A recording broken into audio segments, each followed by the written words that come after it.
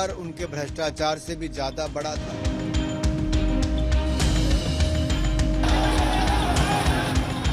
क्रांति और बढ़ेगी।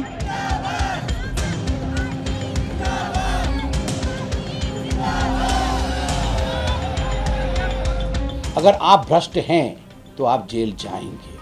कहते हैं मुसीबत जब आती है तब चारों ओर से आती है। ठीक इसी तरह अरविंद केजरीवाल के लिए मुसीबत के कई फ्रंट खुल गए हैं। ईडी को एक तरफ 100 करोड़ के कनेक्शन के आरोप तो लगे ही हैं, अब अफसरों की जासूसी कराने के आरोप लगे। इसका खुलासा हुआ 150 पन्नों के उन दस्तावेजों से। आरोप है कि ईडी की टीम को केजरीवाल के घर से एक अहम सबूत हाथ लगा है। 150 पन्नों वाले सीक्रेट दस्तावेज मिलने का दावा किया गया। ईडी के 2 संयुक्त निदेशक स्तर के अफसरों के बारे में डिटेल रिपोर्ट है। अफसरों के काम, परिवार और उनकी संपत्ति के बारे में जानकारी जुटाई जा रही थी। बरामद हुए दस्तावेजों को एक तरह से गैर कानूनी माना गया। अधिकारियों के बारे में ये दस्तावेज कहां से आए? क्या ये जासूसी का मामला है? ईडी ने इसे अहम सबूत के तौर पर लिया। गुरुवार शाम करीब 6:30 बजे ईडी की टीम ने सीएम केजरीवाल के सिविल लाइंस वाले सरकारी आवास पर दबिश दी। छापेमारी के दौरान केजरीवाल का फोन और लैपटॉप जब्त किया गया था। आरोप है कि इसी छापेमारी के दौरान जांच टीमों को कथित जासूसी के दस्तावेज मिले थे, जिसे ईडी ने अपने सबूतों की लिस्ट में शामिल किया। करीब 2 घंटे उनसे पूछताछ की थी। इसके बाद उन्हें गिरफ्तार कर लिया गया। दिल्ली सीएम की पूरी रात ईडी के लॉकअप पे कटी। ईडी का दावा है कि उनके पास केजरीवाल के खिलाफ पुख्ता सबूत हैं, जबकि केजरीवाल और उनकी पार्टी इसे सियासी साजिश करार दे रही है। राउज एवेन्यू कोर्ट में लंबी बहस के दौरान दलीलों का दौर भी खूब चला। केजरीवाल ने 3 वकीलों को उतार दिया। कोर्ट में ईडी ने केजरीवाल को शराब घोटाले में किंगपिन बताया। इस पर केजरीवाल के पक्ष से कहा गया कि कोई सीधा सबूत नहीं मिला। ईडी ने आरोप लगाया कि पंजाब और गोवा चुनाव के लिए फंडिंग ली। इस पर केजरीवाल के वकील ने अपनी दलीलें दी कि गिरफ्तारी का कोई केस नहीं बनता। ईडी ने कहा कि 45 करोड़ हवाला के जरिए भेजे गए।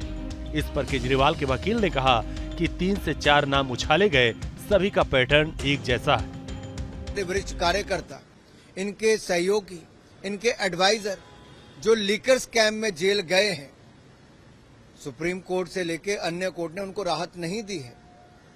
क्या अरविंद केजरीवाल कानून से ऊपर है? मेरा सबसे बड़ा सवाल तो ये है। एक ऐसे केस में गिरफ्तार करना जहां पर आज तक ईडी कोर्ट्स के सामने कोई भी सबूत नहीं रख पाई है, सिर्फ और सिर्फ ये दिखाता है कि ये भारतीय जनता पार्टी का डर है। अरविंद केजरीवाल पर ईडी के एक्शन ने आम आदमी पार्टी के गुस्से को 7वें आसमान पर पहुंचा दिया। नेता, विधायक और कार्यकर्ता, समूची पार्टी सड़कों पर दलबल के साथ उतर आई। सबसे बड़े संकट काल में पार्टी को गठबंधन के सहयोगियों का भी साथ मिल गया।